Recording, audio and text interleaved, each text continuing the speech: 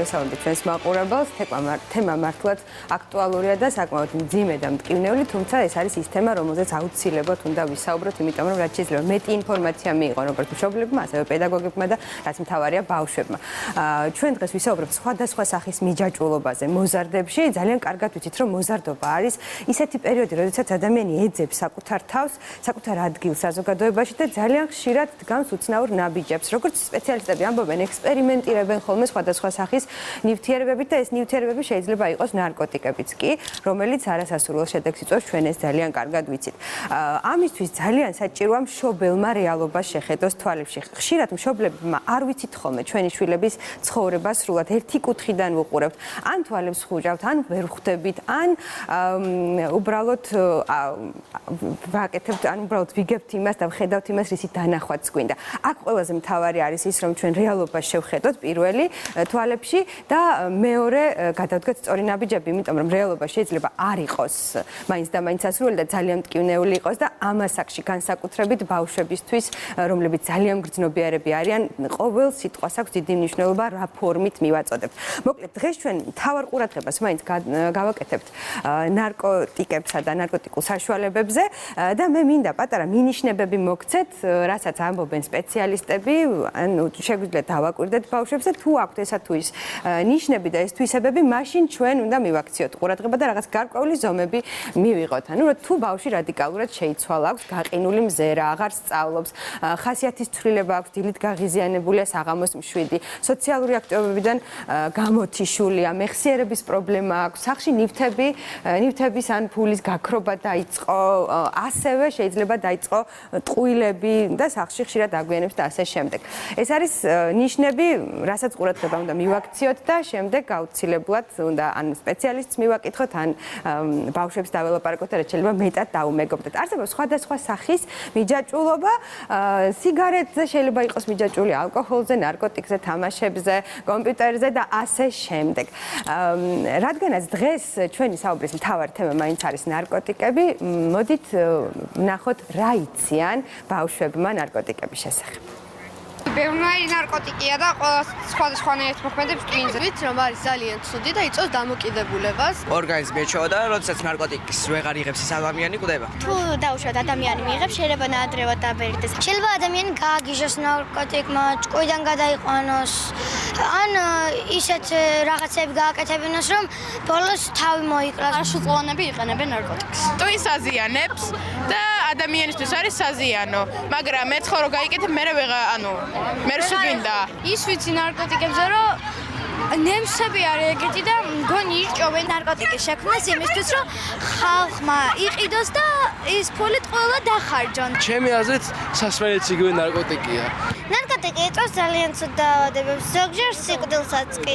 მიჩვევს იწვევს როგორც სიგარეტი და ეგეთ რაღაცები. არის სხვადასხვა დაწესებულებებიც, რომ დაეხმარონ მათ, რომ დამოკიდებულება გაუქმრეთ, მაგრამ უფრო რთულია ძალიან. ზოგი შეიძლება იმიტომ იღებს, რომ ერთხელ შესთავაზეს რაღაც მას თუ იწენება შეასწუნეს და მე უკვე ვეღარ ანებებს თავს.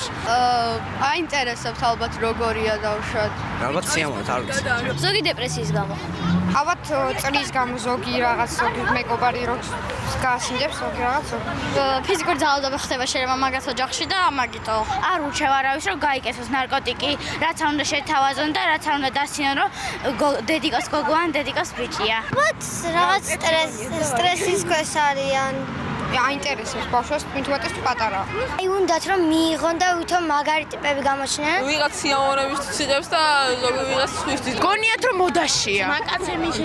შეიძლება თვითონ თავის სტრესის გამო, რამე გამოვლილი უბედურების გამო. ან უბრალოდ იმის გამო, რომ სხვა ეწევა, ან სხვა მოიხმარს და შენს გინდა რომ გამოსცადოთ. საზოგადოებაში ხდებიან და პირველ გასინჯუშებდნენ, მე ხდებიან დამოკიდებულები. ზოგს აინტერესებს. ერთი იმის გამო, რომ რეალობას გაიქცეს და სხვა სამყაროში გადავიდეს იმისათვის, რომ თავის სამყარო შეიქმნას. რაც უფრო ნაკლებად შეუწყოთ ახალგაზრდებში ამ იგივე პლანის ან ნარკოტიკების პოპულარიზებას ხელს, მით უფრო ჯანსაღ გარემოს მივიღებთ და მით უფრო განათლებულ ახალგაზრდებს აღვნიშნებთ. აი ასეთია ბავშვები აქტიურად საუბრობენ იმ გავლენაზე, რაც არის საზოგადოებაში და ერთმა ბავშვმა ისიც თქვა, რომ კაი ტიპობა გონიათო.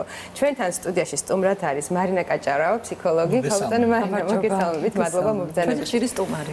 და ძალიან საყვარელი.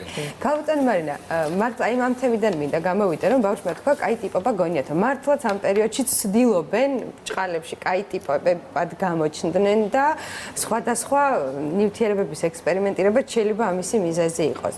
რისთვის უნდა მოვამზადოთ ბავშვები აი ასეთ პერიოდში? გამარჯობათ, მოგესალმებით.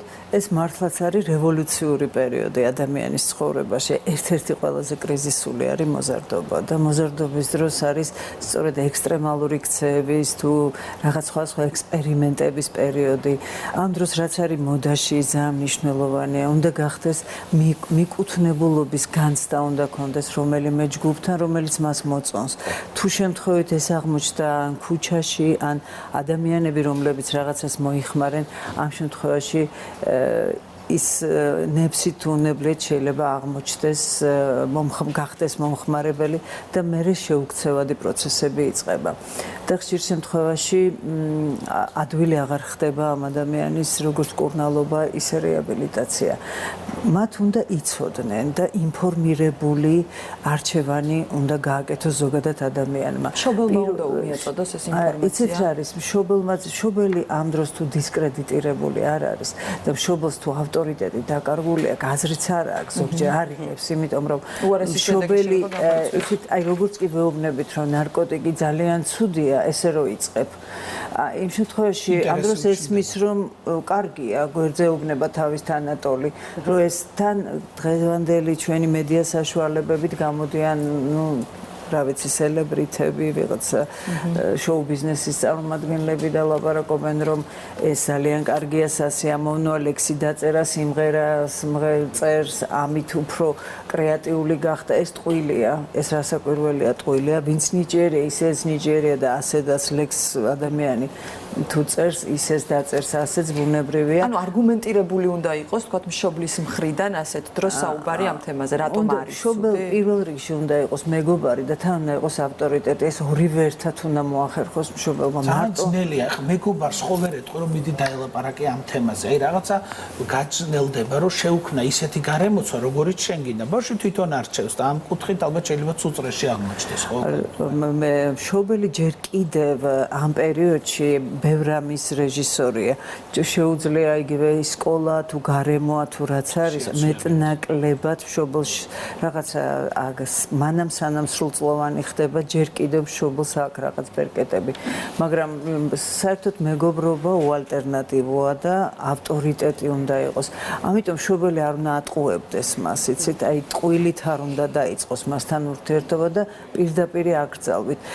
ზოგჯერ იცით, ინფორმაცია რომ უნდა კონდეს რა არის, ეს აუცილებელია, მაგრამ ზოგისთვის ეს არის პირდაპირ მინიშნება. არ გააკეთო, არაცნობიერს ესმის როგორც გააკეთე, არ გასინჯო, ესმის როგორც გასინჯე. მამაკაცებს მოეხსენება ცოლები, რომ არ დალიოს ეუბნებიან და რომ უფრო სვავენ. თუმცა შეიძლება თქვას, არც ვაპირებდი დალევას და იმდენიმე ლაპარაკე, რომ მე მაინც დავლევ. ან მაინც დავლევ. როდესაც მშობელი აღმოაჩენს, ქალბატონო მარინა, რომ მისი შვილი არის არასასურველ წრეში, ან აკეთებს იმას, რაც არ არის მისთვის სასარგებლო. აი რა რეაქცია უნდა ჰქონდეს? მართლა რთული არის ამ დროს ემოციების მოთოკვა, როცა საქმე შენ შვილს ეხება. რასაკვირველია, ყველაზე დიდი ემოციაა შვილი. არა, ამ დროს აუცილებელია სიმშვიდე სწორედ და ესეთი რაციონალური ქცევა. დაჯდომა, დალაპარაკება და სპეციალისტს უნდა მიმართონ აუცილებლად, იმიტომ რომ შეიძლება მარტო მშობელმა ვერ გაართვას თავი, ან ამდენი ცოდნა არ აქვს მას, ან ამდენი გამოცდილება არ აქვს, ბუნებრივია.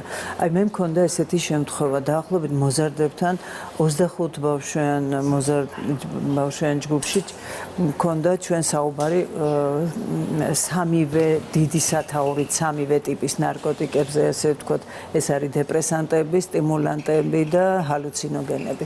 ხო, იმიტომ რომ ადამიანის სამი ტიპის სიამოვნებას გვაქვს ჩვენ. ერთი არის პასიური, მეორე აქტიური, მესამე პასიური. და რომელი რას იწვევს ესეთ და იცით რა არის ეს სიამოვნება ჩვენ ყველა ჩვენთაგანში არის ჯერ კიდევ მუსლად ყოფნიდან მოყვება. ნუ პასიური არის ტახტზე წოლა, კოტრიალი და საერთოდ სიზარმაცესთან ასოცირებული იგივე პლაჟზე გარუჯვა და აქტიური სიამოვნება ეს არის თხილამური, ხტუნაობა, ცეკვა და პასიურ აქტიურ ეს არის სავარძელში ვიждდე და ვიოცნებო როგორ ვსრიალებ ან როგორ ვცურავ ან როგორ ცხენზე ვზივარ და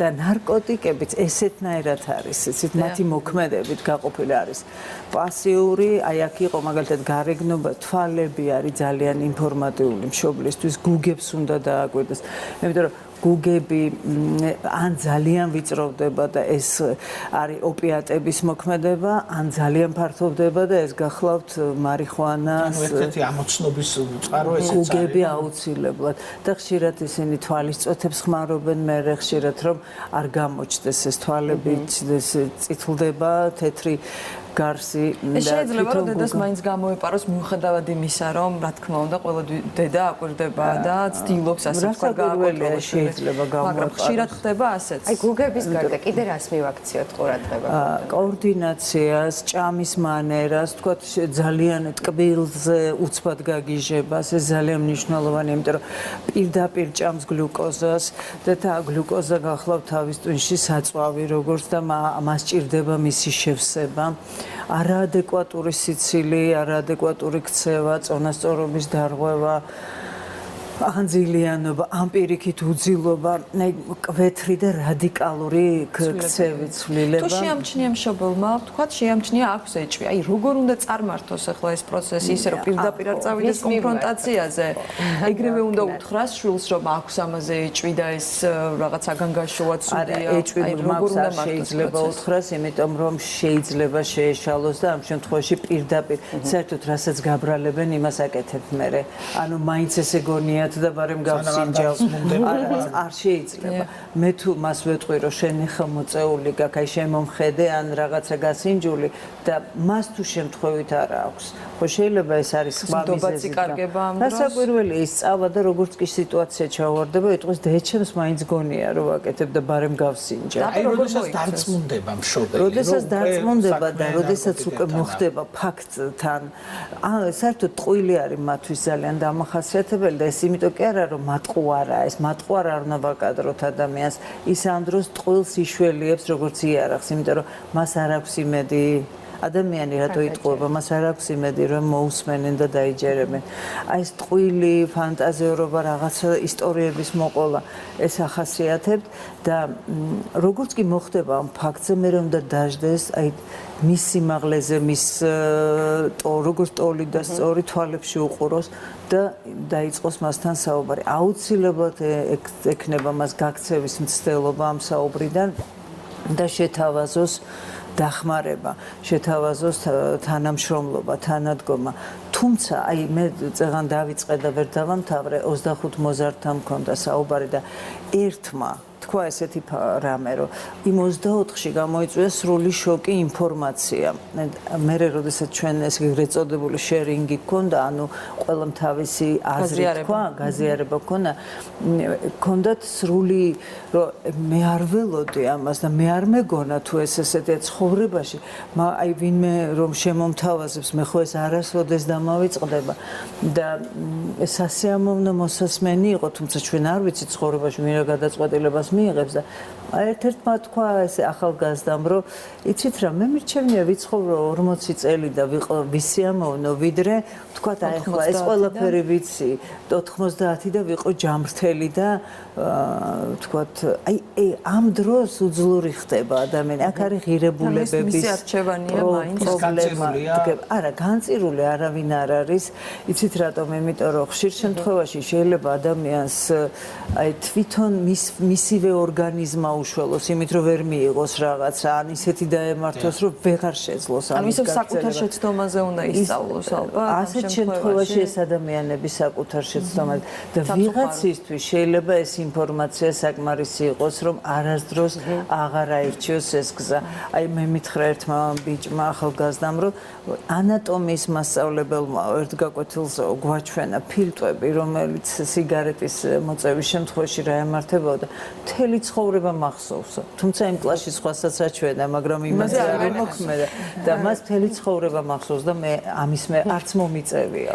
ეხლა ამიტომ ინფორმაცია არის ძალიან მნიშვნელოვანი, ისეთი კვალიფიციურად, სადად, მშვიდად მიწოდებული ემოციების გარეშე. ხო, ეს რაღაცა აკრძალვები, თითის ქნება ან რაღაცა ძალიან სკანდალების გარეშე, რაც ძალიან რთულია, რა თქმა უნდა, როცა დრამატიზირებაც არ არის საჭირო, მაგრამ მან უნდა იცოდეს, რომ ეს არის უფსკერზე აღმოჩნდება. მან უნდა იცოდეს, რომ ის კარგავს ყველაფერს. იცით რა, თუ კი ეს წარმატებასთან ასოცირდება ხშირ შემთხვევაში, აი ის ამას აკეთებს და მშვენივრად არის მუშაობს, წარმატებულია, ვთქვათ, კარგი მსახიობია, კარგი მხატვარია, რა. ეს არც ერთ ქვეყანაში არ ხდება თითქმის. იცით, ყველგან არის ეს პრობლემა.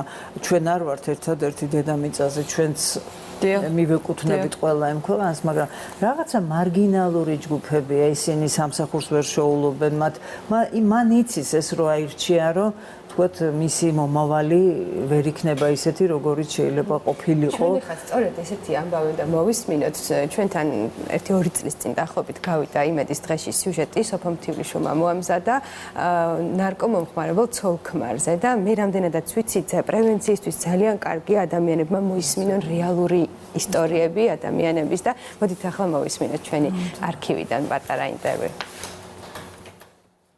ყავი დაახლოებით 20 წლის გათხოვილი, რომ დავიწყე მოხმარება. გავიცანი მეგობრები, ცოტა ისეთი, რომელიც ჩემთვის ავტორიტეტები იყვნენ, რომლებმაც მოახდინეს ზეგავლენა. ოღონდ წამალიკი გაიწეთო, ყველაფერს გააკეთებ.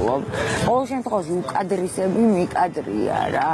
განა რაღაცები დავკარგე, მე ვიღაცები დავკარგე, გულის ნახევარი დავკარგე. ყველაფერს ან ურთიერთობასთან რო დაიღალე, გიქნებ გავჩერდე, ფიქრობ და ისო ეგ პაიგარი რაღაცა, მაგასაც კიდე წლები უნდა. ნაბიჯ ნევანევა, ამას დაჭირდა 4 წელი, ძალიან ჯოჯოხეთური 4 წელი. არ უნდა რომ აუ შენ წამოიკეთებ და გაიწია, არა, პირიქით მოიწია და აუხსენი რომ არ გაიკეთო რა, მოდი ეს რაღაც სვეჟი ცხოვრებით ვიცხოვროთ. ერთად ვიყავით წუნტეში, ხო, ერთად, ერთმანეთს ვეკაჩებოდით ქვემოთ და ქვემოთ რა. ერთად ამოვწიეთ და ამას ვეძახდით ზმაკაცობას. ყველას იმას ვეუბნები, რომ ვერ შეიძენ ამ ნარკოტიკისგან ისეთ რაღაცას, რასაც დაკარგავ. არასოდეს არ უნდა გამეკეთებინა მიწამალი, არასოდეს. კომენტარი, რომელსაც აკეთებს ადამიანი, რომელიც 15 წლის განმავლობაში ნარკოტიკებს მოიხმარდა და მას ძალიან გაუჭირდა, როგორც ამბობს, აქედან გამოსვლა. და ქალბატონი მარინა, ძალიან საინტერესოა, რა შეიძლება იყოს მიზეზი ადამიანისთვის, რომ მოიხმაროს ნარკოტიკები. ზოგადად იცით რა არის, ადამიანს აქ მიდრეკილება გაიქცეს რეალობიდან. ეს არის ერთგვარად ინფანტილური ქცევაა, ხო? გაიქცეს რეალობიდან და რეალობაში, რასაც ვერ უმკლავდება, აი იქ ხვდება ილუზიები. ეს არის ილუზორული სამყარო. ეს არის სადაც პასუხისგებლობა აღარ მოგეკითხება. ყოველ შემთხვევაში განცდაში ესეა. გარდა ამისა, ადამიანი არის ცნობის მოყვარე თავის ბუნებით, მას აინტერესებს, შეიძლება ამას მოყოს. გარდა ცნობის მოყვარებას არსებობს გენეტიკური პატერნებიც, რას ნიშნავს ახლა გენეტიკური ჩვენი ქცევა, ჩვენ ვსწავლობთ ქცევას, ხო, ადამიანი რო ტყეში გაიზარდოს, ის მაუგლი იქნება და როცა იზრდება ოჯახში, იზრდება ისეთი, როგორცაც ოჯახში ზდიან. ჩვენ მოყვება ჩვენი გენეტიკური მასალა და ინფორმაცია და მოყვება მე ის ყველაფერი, რასაც ოჯახში ვსწავლობ და მე რასაც სოციუმი გვაწვდის და რაც სოციუმში არის მიღებული. გენეტიკურმა განწყობამ მშობლობამ შესაძლოა რომ განაპირობოს ეს მიდრეკილება, განსაკუთრებული სიყვარული, ხო? ანუ როგორც ალკოჰოლის, ისე ვთქვათ, სხვადასხვა ნარკოტიკის. გენეტიკა არ არის მარტო ბიოლოგიური, ეს არის ფსიქოლოგიურიც და სოციალურიც, რაც ნიშნავს, რომ განწყობებიც, ასევე სცენარებიც, ასევე მიდრეკილებები და სტრატეგია, გამკლავების სტრატეგია პრობლემასთან, რაც არის ხშირად შეიძლება მაინც და მაინც ვთქვათ მშობელი არ იყოს მომხმარებელი, მაგრამ იყოს ალკოჰოლის მომხმარებელი. ალკოჰოლი იყოს ვთქვათ მოთამაშე ქვეყანაში. ძალიან დიდი ბოდიში ქალბატონი, მაგრამ მე უნდა წარადგინა ინტერვიუ. საქართველოში იხსნება ფსიქოსოციალური დახმარების ცენტრის სინერგია, რომელიც დაეხმარება ახალგაზრდებს და მათ მშობლებს, რომლებიც ექსპერიმენტირებენ სხვადასხვა საშუალებებით. ახლა მოდით ინტერვიუ ვნახოთ. თბილისსა და ბათუმში აპრილის თვის ბოლოსთვის მუშაობას დაიწყებს ახალი სერვისი, რომელიც მოემსახურება მოზარდებს და ახალგაზრდებს, რომლებიც ექსპერიმენტირებენ სხვადასხვა ტიპის ფსიქოაქტიური ნივთიერებების გამოყენებით. გარდა ამისა, ცენტრი როგორც თბილისში, ისე ბათუმში მოემსახურება იმ მოზარდებს, რომლებსაც აქვთ გარკვეული ქცევითი და ემოციური სირთულეები და ამავდროულად მათ ოჯახის წევრებსაც. ჩვენი მიზანია, რომ ვუზრუნველყოთ მეტნაკლებად კომპლექსური ჩარევა და დავინახოთ მოზარდი, როგორც არა მხოლოდ პრობლემების მქონე, მაგალითად, რომელიც მოიხმარს გარკვეულ ნივთიერებას, არამედ მოზარდი, რომელსაც რაღაცა მიზეზების გამო, რომლისთვისაც საჭირო გახდა ამისი მოხმარება. იქნება ინდივიდუალურიც, ჯგუფურიც და ოჯახზე ორიენტირებულიც. პროექტი გაგრძელდება 15 თვე. მსახურება არის უფასო, რადგანაც ხორცის სერვისი იხსნება ევროკავშირის პროექტის ფარგლებში, რომელიც მუშაობს ფსიქიკურ ჯანმრთელობაზე და ადამიანის უფლებებზე.